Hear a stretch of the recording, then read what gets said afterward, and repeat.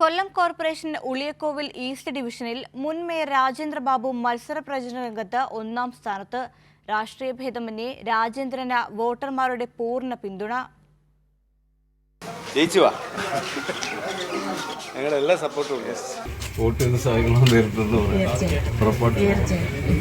സ്ഥാനാർത്ഥിയെക്കുറിച്ച് ഞങ്ങളെ പഴയ സ്ഥാനാർത്ഥിയില്ലേ, നേരത്തെ പോലെ ഞങ്ങൾ കണ്ടും കേട്ടും ഇരിക്കുന്നതാണ്.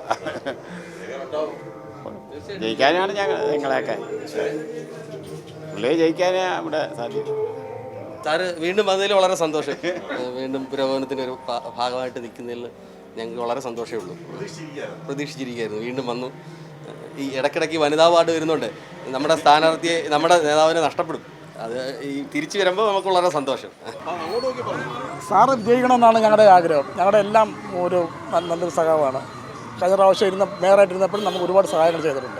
കൊല്ലം ഉളിയക്കോവിൽ ഈസ്റ്റ് ഡിവിഷനിലെ വോട്ടർമാർ സംതൃപ്തർ. ഇടതുപക്ഷ സർക്കാരിൻ്റെ മികച്ച പ്രവർത്തനം, കൊല്ലം കോർപ്പറേഷനിലെ തുടർച്ചയായ 30 വർഷത്തെ നല്ല ഭരണം, അത് നൽകിയ വികസനം, ലൈഫ് മിഷൻ വീട്, തെരുവ് വിളക്ക്, കുടിവെള്ള പദ്ധതി, ക്ഷേമ പെൻഷനുകൾ, അതിദരിദ്രരെ കണ്ടെത്തി ഇവരെ കരകയറ്റിയത്, ഇതെല്ലാറ്റിനും പുറമെ മതേതരത്വം സംരക്ഷിക്കുന്ന ഇടതുപക്ഷ കൗൺസിലർ ഉളിയക്കോവിലിൽ ഈസ്റ്റ് ഡിവിഷനിൽ സമാധാനവും കൂടി നിലനിർത്തി. വോട്ടർമാരുടെ ഈ വിലയിരുത്തലാണ് ഇടതുപക്ഷത്തിന് ലഭിക്കുന്ന പിന്തുണയും കരുത്തുമെന്ന് LDF സ്ഥാനാർത്ഥിയും മുൻ മേയറും കൂടിയായ രാജേന്ദ്രബാബു കൈരളി ന്യൂസിനോട് പറഞ്ഞു. അവരെ സംബന്ധിച്ച് വളരെ തൃപ്തിയാണ്. അതായത് കൗൺസിലർമാരുടെ പ്രവർത്തനം, നഗരസഭയുടെ പ്രവർത്തനം, അതിലെല്ലാം ഉപരി നമ്മുടെ ഗവൺമെൻറ്റിൻ്റെ, സർക്കാരിൻ്റെ ഈ നല്ല ഈ ക്ഷേമ പദ്ധതികൾ ഇതെല്ലാം നടപ്പിലാവുമ്പോൾ നമ്മുടെ ഈ നാട്ടിലെ ഈ പാവപ്പെട്ടവരും അതോടൊപ്പം തന്നെ സാധാരണക്കാരുമായ ജനങ്ങൾക്കാണ് ഇതിൻ്റെ എല്ലാം ഗുണം ലഭിക്കുന്നത്.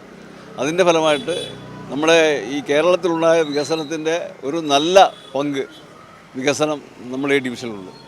വീടിൻ്റെ കാര്യത്തിലായാലും, കുടിവെള്ളത്തിൻ്റെ കാര്യത്തിലായാലും, ഈ സ്ട്രീറ്റ് ലൈറ്റിൻ്റെ കാര്യത്തിലായാലും, മറ്റെല്ലാ തരത്തിലും മാലിന്യ നിർമ്മാർജ്ജനം തുടങ്ങിയ എല്ലാ കാര്യങ്ങളിലും വലിയ പുരോഗതി നേടിയ ഒരു ഡിവിഷനാണിത്.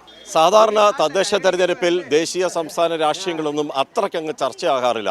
പക്ഷേ ഇക്കുറി ക്ഷേമ പെൻഷൻ ഒരു പ്രധാന ഐറ്റമായി സാധാരണക്കാർ അവർ ചർച്ച ചെയ്യുന്നുണ്ട്.